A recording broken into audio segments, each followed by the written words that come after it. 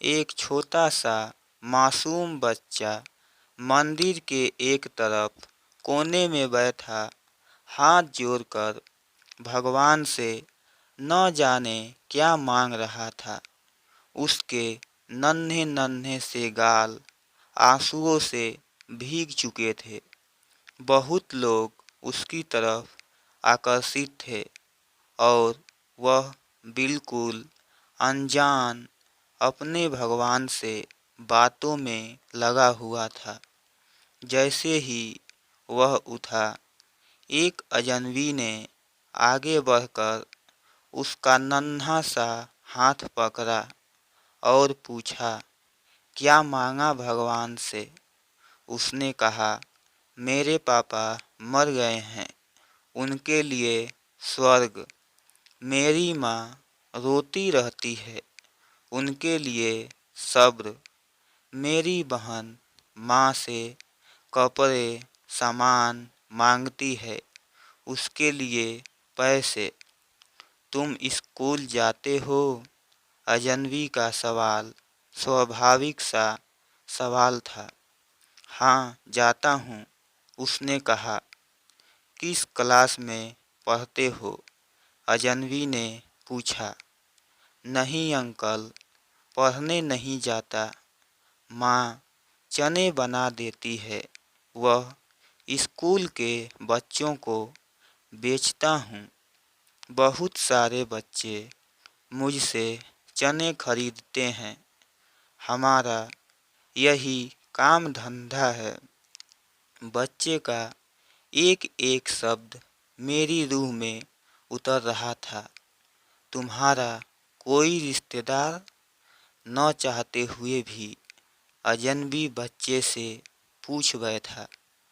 पता नहीं, माँ कहती है गरीब का कोई रिश्तेदार नहीं होता। माँ झूठ नहीं बोलती, पर अंकल, मुझे लगता है मेरी माँ कभी कभी झूठ बोलती है। जब हम खाना खाते हैं, हमें देखती रहती है। जब कहता हूँ, माँ तुम भी खाओ, तो कहती है, मैंने खा लिया था। उस समय लगता है कि माँ झूठ बोलती है। बेटा, अगर तुम्हारे घर का खर्च मिल जाए तो पढ़ाई करोगे? बिल्कुल नहीं। क्यों? पढ़ाई करने वाले गरीबों से नफरत करते हैं अंकल। हमें किसी पढ़े हुए ने कभी नहीं पूछा, पास से गुजर जाते हैं। अजनबी हैरान भी था और शर्मिंदा भी। फिर उसने कहा, हर दिन इसी मंदिर में आता हूँ, कभी किसी ने नहीं पूछा। यहाँ सब आने वाले मेरे पिताजी को जानते थे, मगर हमें कोई नहीं जानता। बच्चा जोर जोर से रोने लगा। अंकल, जब बाप मर जाता है तो सब अजनबी क्यों हो जाते हैं?